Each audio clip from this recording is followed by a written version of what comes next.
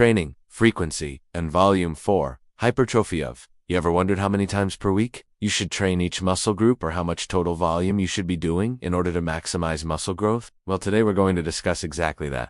Let's get started. First, let's define our terms. What do we mean by frequency and volume? Frequency refers to how often you train a specific muscle group or movement pattern within a given period, such as per week. Meanwhile, volume refers to the total amount of work performed, typically calculated as sets times reps times weight. Now, the key to optimizing muscle growth lies in striking the right balance between these two variables. Too low a frequency may limit the amount of muscle protein synthesis stimulation, whereas too high a frequency could increase the risk of over. On the other hand, performing insufficient volume won't effectively stimulate growth, whereas an excessive amount of volume could hinder recovery and lead to overtraining. So, it's all about finding that sweet spot. That being said, let's explore the benefits of higher frequency training first, followed by the most effective volume range. First, higher frequency offers more chances. With more training sessions per week, you create more opportunities to stimulate muscle protein synthesis. For instance, splitting your weekly volume evenly between 3 sessions means you will only stimulate muscle protein synthesis for 1/3 of the week. If you increase the frequency to 4 sessions, you're now stimulating it 1 plus 1.33 times per week, and at 5 sessions, you're stimulating it 1 plus 1.4 times per week.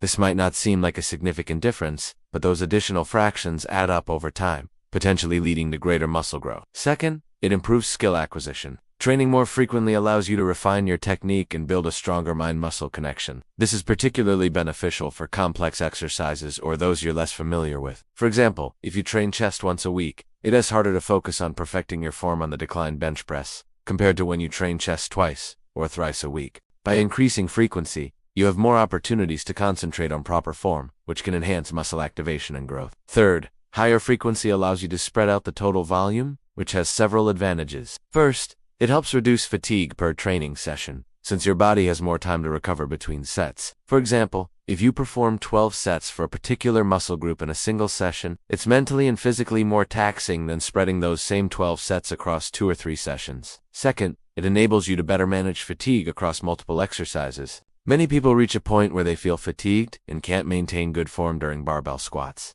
especially if they also include lunges in the same leg day workout. However, if lunges are performed on a separate lower body day, fatigue isn't as much of an issue. Third, it makes it easier to implement advanced training techniques like supersets, drop sets, and rest. These techniques require more frequent training sessions per muscle group. For example, you wouldn't perform a superset of barbell squats and lunges every other day, but you could easily do so twice a week. And finally, it increases training specificity, particularly for athletes or individuals engaged in sports requiring specific movements. For instance, basketball players can benefit from a higher training frequency to work on their layup technique. In essence, more frequent training enhances the carryover effect, ensuring that practice translates into real-world performance. That said, there's a limit to the benefits of higher frequency. At some point, diminishing returns kick in. When this happens, you don't see significant muscle growth benefits from further increases in frequency. To determine your optimal frequency, start with 2 sessions per muscle group per week, and gradually increase until you reach a point where you no longer observe muscle growth benefits. Next, let's discuss the most effective volume range. While the exact volume needed for optimal hypertrophy varies based on factors like training, experience, and exercise selection, research suggests a general range of 10 to 20 working sets per muscle group per week. This range serves as a good starting point for most individuals. However, keep in mind that it represents a rough estimate, and your specific requirements may differ. For instance, beginners often need less volume than advanced lifters to stimulate muscle growth. This is because their bodies are more primed for growth, and they may be new to proper nutrition and recovery practices. Advanced individuals who have been lifting for years may require higher volumes to continue seeing muscle growth. Additionally, those with more training experience tend to perform exercises with heavier weights, which contributes to greater overall volume.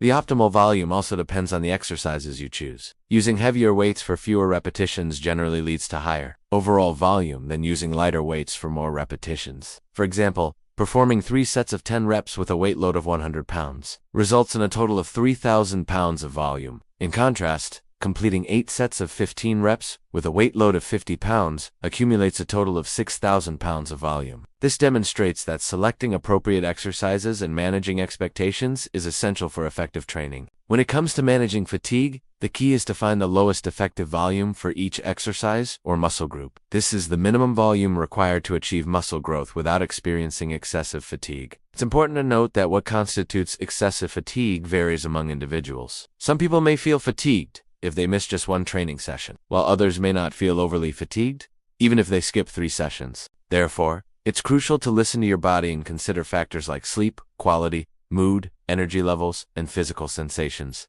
When determining your optimal volume, if you consistently feel unrefreshed, irritable, or lack the energy to maintain proper form during workouts, it may indicate that you're performing too much volume. Ultimately, the best approach is to experiment and find the right balance. Begin with a moderate volume and gradually adjust based on how your body responds. Pay attention to your progress, energy levels, and overall well-being, and make changes accordingly. Finally, just like with overload, frequency and volume should be progressively increased over time. Muscle adaptations occur through a process called progressive overload. By progressively increasing the demands placed on your muscles beyond their current capabilities, you challenge them to adapt and grow. Without ongoing increases in training intensity, volume, or frequency, your body eventually adapts to the demands you place on it and growth slows down or stops. This phenomenon is known as a plateau. To combat plateaus and continue making progress, you need to continually challenge your muscles by gradually increasing the amount of stress you expose them to. This can be achieved by progressively increasing the weight load, the number of sets and reps, or the training frequency. Here's a simple example. Let us say you currently train each muscle group twice a week and perform 3 sets of 10 reps, with a weight load that is challenging but allows you to maintain good form.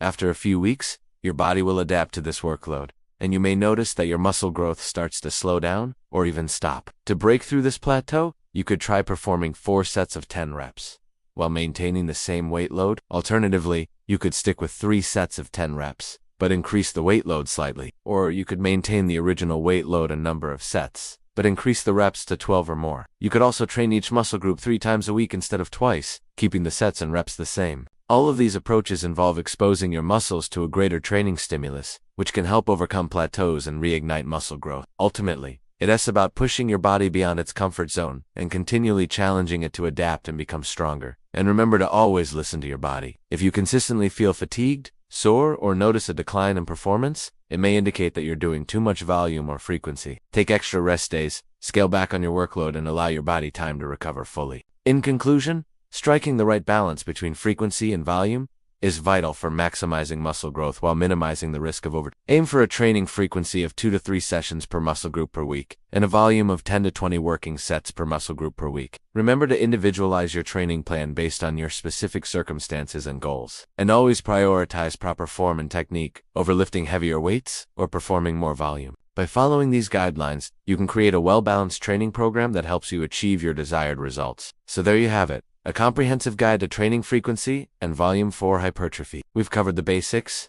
the benefits of higher frequency, effective volume range, progression, and listening to your body. Remember, the optimal balance between frequency and volume can vary based on individual factors such as training experience, recovery capacity, and lifestyle, so find what works best for you through experimentation and observation. If you found this video helpful, please give it a thumbs up and share it with your fitness community. Stay tuned for more valuable content. Thanks for watching and happy training.